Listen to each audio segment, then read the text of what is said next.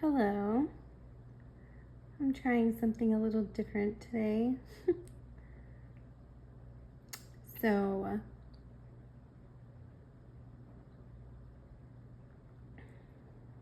you'll see there's an orchid and some flowers. Anyway, I was just sitting with a beverage and I was like wanting to pop on because I could feel multiple things coming through.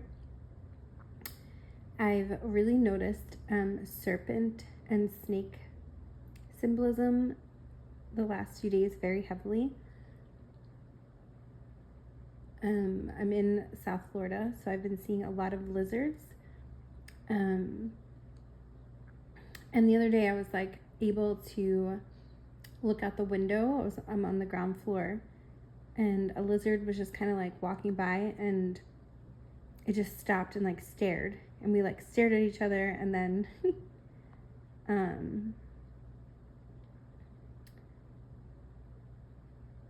I like moved my head and hid from the window, and then it like walked away. Anyway, there's just been this like dragons, lizards, snakes, serpents type of energy. And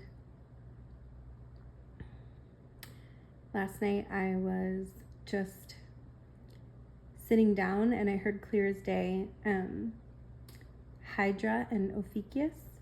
I always mean to check if I'm saying that word correctly. Ophiuchus, the alleged 13th sign in astrology, and which represents the serpent bearer, I believe, feminine, and Hydra represents the serpent. So yeah, there's this rising energy. And I believe the word origin, the etymology is to rise, if I'm not mistaken. So a lot of you can be feeling called to origins in some way, maybe the origins of humanity, the origins of your lineages, earth, galactic, whatever is coming through. And I often say this about the word origin, how it can be so a lot of things that I read will be like, this is the original or the origin or the first. So yeah, that's why I was guided to look up the etymology. And once I saw to rise, I was like, okay, that makes a lot more sense. The emanations of light, that phrase has been coming through very strongly.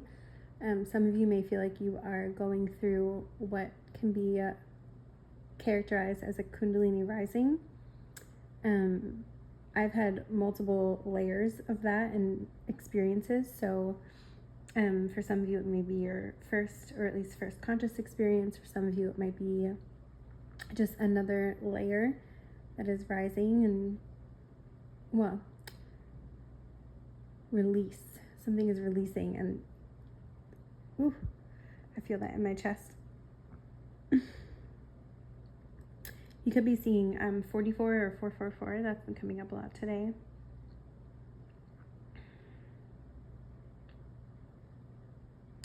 I was just shown a hazmat suit, which is funny because I made a joke about a hazmat suit, and then the next day someone I was with made a joke about a hazmat suit, so I'm not sure why that's coming up.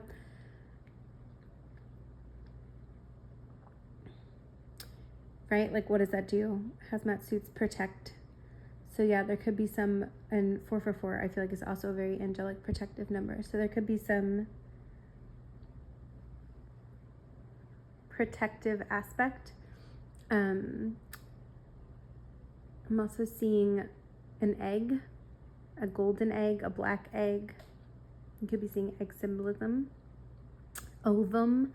Yeah, there's something about potent fertility and a protective case or protective layer.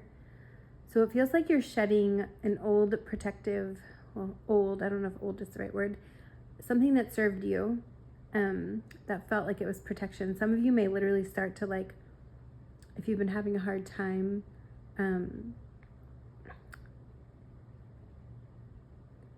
shifting your physical body, like maybe even working with your body and you haven't been seeing changes, like you might start to see some changes because you energetically like and emotionally release something that was really there to keep you safe, but you don't actually need it anymore. So it's kind of like, for some of you, if you feel called, if you haven't already, to give like a gratitude to this protective layer, even if it still feels like it's with you, and just like let it go with gratitude and love, and kind of create that space. That could be something helpful.